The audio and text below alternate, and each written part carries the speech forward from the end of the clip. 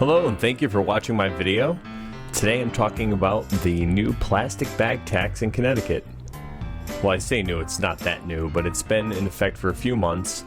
And what happens is if you go to a store, you can't get a plastic bag. And if they do give you one, they have to charge you 10 cents, which they have to collect and then turn over to the state.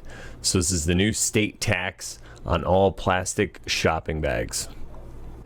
Obviously, you know, most people know how I feel about this probably because I do have a website called More Laws, More Problems, and this is a law. So initially I was against it, but it's been in effect for a few months, and I'm telling you, it's had an effect on me. I've been using less plastic, and I've seen less plastic in stores. So for me, that feels like an overall good thing. There's less plastic out there. It's better for the environment. I mean, you don't want tons of plastic bags just ending up in the ocean. So this law actually motivated me to bring shopping bags with me. I've always had bags. I just would forget them. Sometimes I bring them with me. Sometimes I forget them. But now this motivates me to bring them most of the time, like 80 to 90% of the time. I actually remember to bring a bag. So this law, in essence, it worked. So essentially, this law worked on me.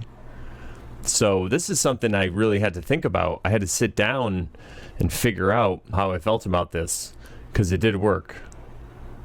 But at what cost?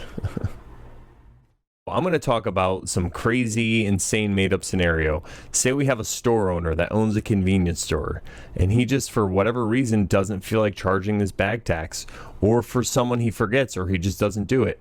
Say there's another customer behind this customer who sees it, or a customer who wasn't charged this bag tax themselves, but they're super into the environment or whatever it is, or just say they just want to turn people in.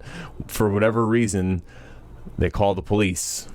And now the police come and they say they give this guy a warning, say they give him a few warnings, and then he just doesn't care. He's like, I've had enough. I'm just not going to charge his bag tax. So what's going to happen? He's going to get a fine. And then if he doesn't pay that, he'll get more fines. And then he'll have to go to court. And if he doesn't go to court, they'll issue an arrest warrant.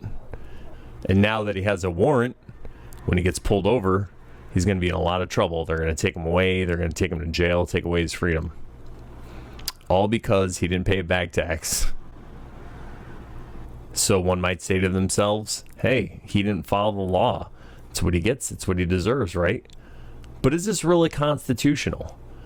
The government is only supposed to be there to protect our rights. And what is a right, you say? Most people actually can't even correctly define a right. A right is any action that you want to take using your free will, as long as you are not bothering anyone else or infringing upon the rights of others. So technically, this guy can give out bags all day as long as he is not infringing on the rights of others. Now, again, this is a really crazy and ridiculous scenario, and it sounds insane, and people are going to say to me, oh, that can never happen, or, you know, it's really rare in cases it does. It doesn't matter how crazy the scenario, as long as you're infringing upon rights and the rights of others, the law is unconstitutional. And if we look at it from the perspective of constitutionality, if somebody is fined, technically their money is being stolen by the state because it's an unconstitutional law. If somebody gets summoned to court and they have to spend time in court, their time is being stolen by the state.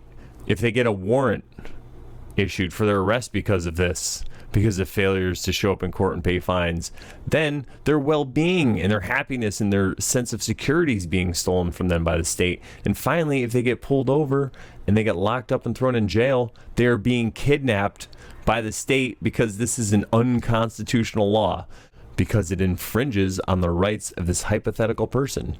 I wanted to keep this video very short and concise, but you can actually use this principle in any crime that is victimless. Anytime there's a crime committed where there is no victim, nobody had their rights violated. So technically there was no crime committed.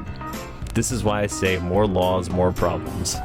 So go to morelawsmoreproblems.com to see more.